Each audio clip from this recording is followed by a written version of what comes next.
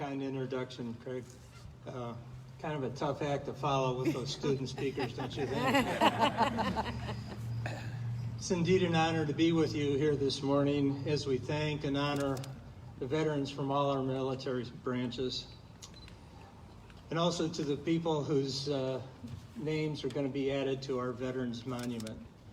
I am proud that my son, Lance, has his name on that monument, along with our other Native sons and daughters who have served our country so well. I'm also very proud of our own little city here in Placentia, that we have paved the way for the Veterans Village to deal with the situation of our homeless veterans. So how about a quick round of applause for our city officials?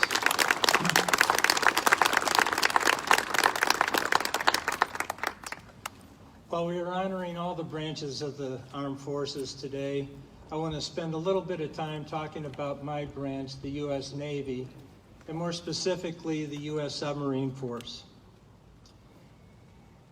Today's submarine personnel are assigned to some of the most advanced weapons platforms ever developed. This is the result of continuous technical advances made since the exploits of our submarine force in World War II. During World War II, submarine personnel accounted for only a measly 1.6% of all naval personnel. Yet they accounted for 60%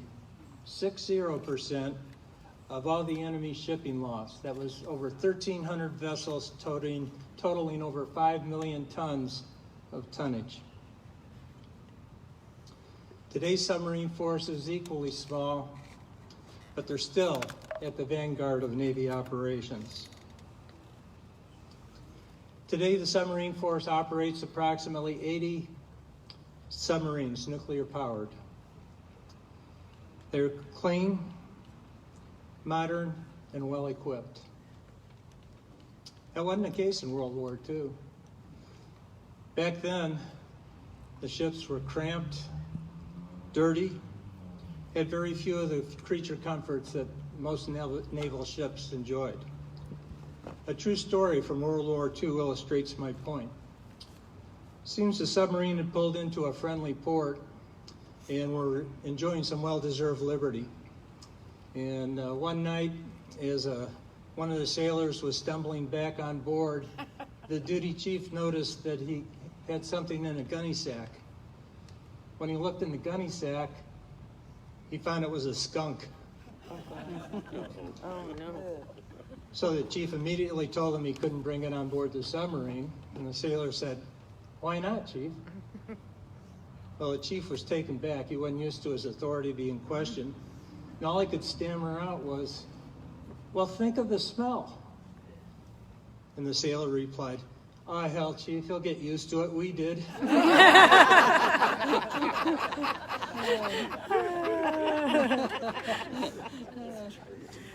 Thankfully, these stories are now part of the folklore of the submarine service. Part of our nickname, the Silent Service, comes from our stealthily operating beneath the ocean surface, but it's also because we don't talk too much about the types of operations that we do. Today I'm going to talk to you a little bit about the sacrifices our submarine sailors do and some of the operational aspects of working on a ballistic missile submarine, or boomer as it's commonly referred to. Missile submarines typically deploy for approximately 100 days at a time. The first 30 days are preparation, and then the next 70 days are actual patrol. They are then replaced by another crew on the same ship that then repeats the process. Once the ship deploys, no one knows where they are, only in general terms like the Mid-Atlantic or North Pacific. Communications only go one direction, that's to the submarine. The submarine remains silent. Only in emergencies does it ever communicate. The ship is truly isolated, and its primary mission is to remain undetected. Now, with all the COVID-19 restrictions that we've experienced here the last 20 months or so. One of my friends has said, Jim, now we know what it must have been like on a submarine. No, they've only touched the surface. If you really want to know what it's like, first you have to cover all the windows and doors in your house so that no light gets in. Turn on every light in your house on and run it 24/7. Put in red lights. Turn them on at sunset, turn them off at sunrise. Every third day, take an empty paper towel tube, look through your blinds at the outside, but no more than 60 minutes so your neighbors don't see you. Next, turn off all your electronic devices. Hook up a VCR to an old 25-inch VCR, to old 25-inch CRT television, and watch only a selection of 10-year-old movies. Let the kids pick out which movies they want to watch, and then show them something else.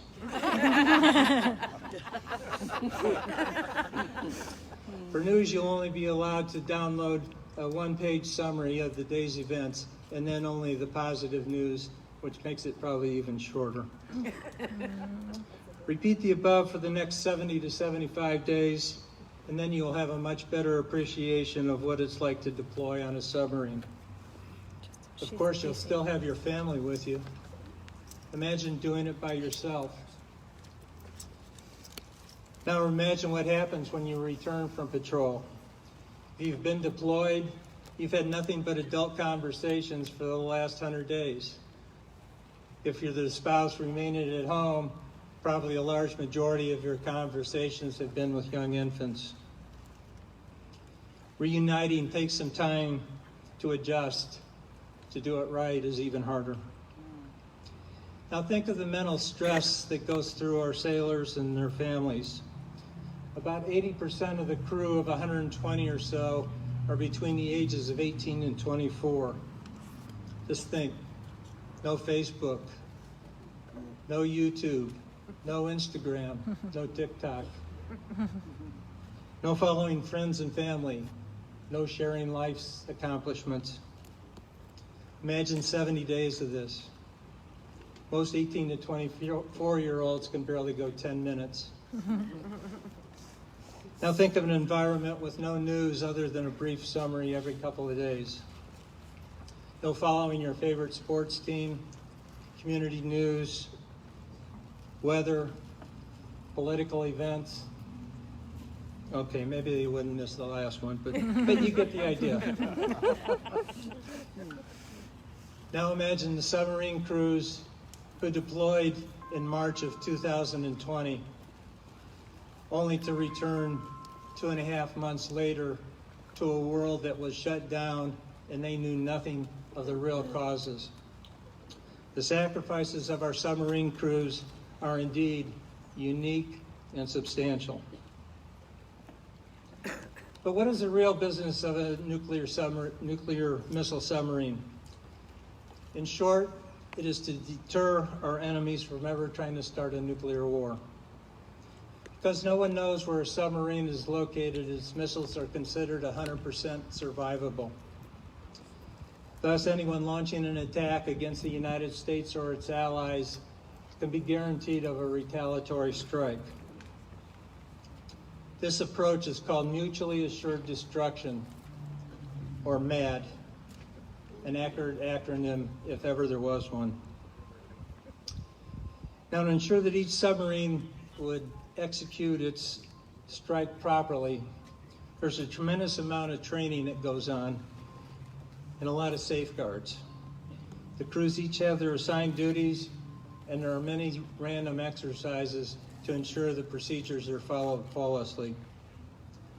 A typical training sequence starts with the Office of the President.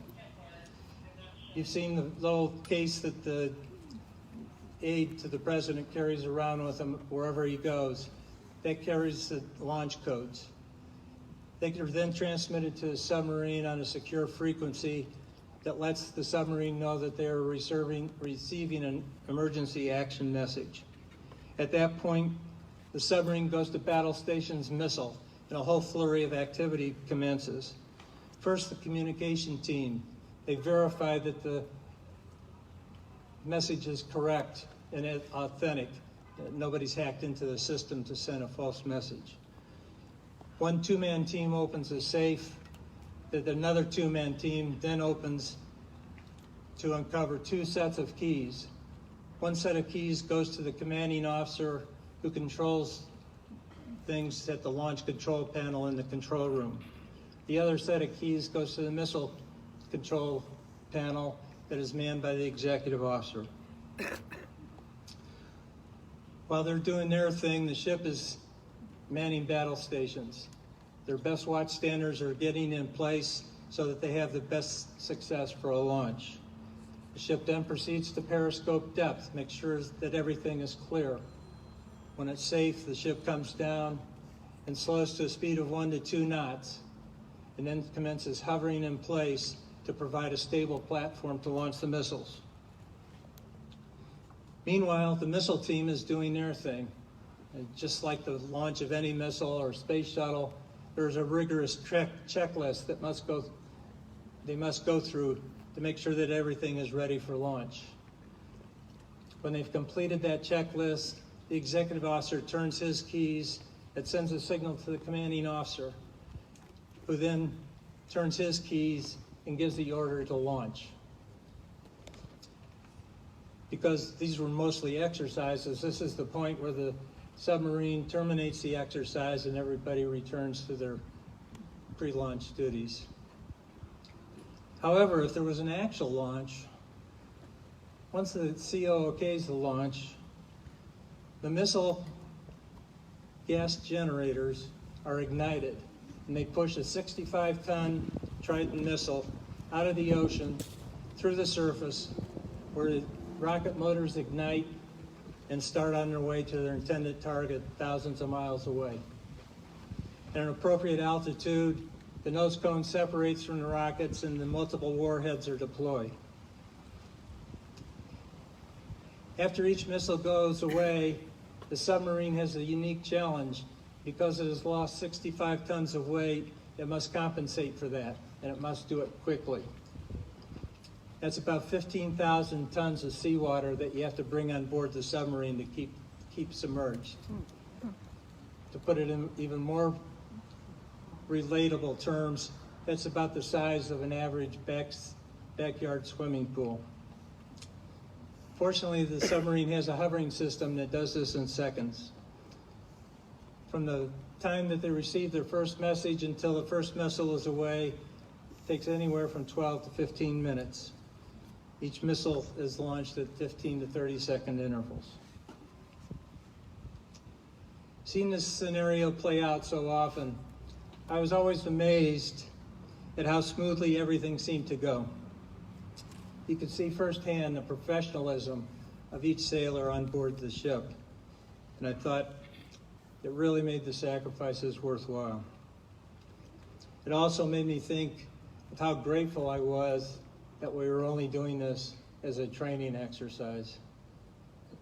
If it had been an actual launch, it would have meant that we as a nation had failed, and the world as we know it was over. We can never let that happen.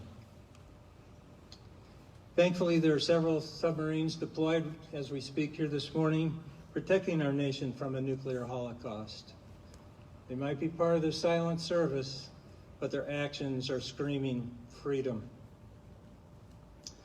So today I've focused on the sacrifices of our submarine force sailors and their families. But I hope everyone realizes that there are thousands of other men and women who are making similar sacrifices for our freedom. So when you encounter a veteran in our community, instead of just thanking them for their service, which they volunteered to do, thank them for their sacrifices as well, because that really wasn't part of the deal. The service part was really the easy part. So to all the veterans and their families here today, thank you. Thank you for your service and your sacrifices that have kept our country the land of the free and the home of the brave. I wish you nothing but fair winds and following seas wherever your life journey may take you. Thank you. Good job, Dad. Thank you, Jim. I understand one of the most difficult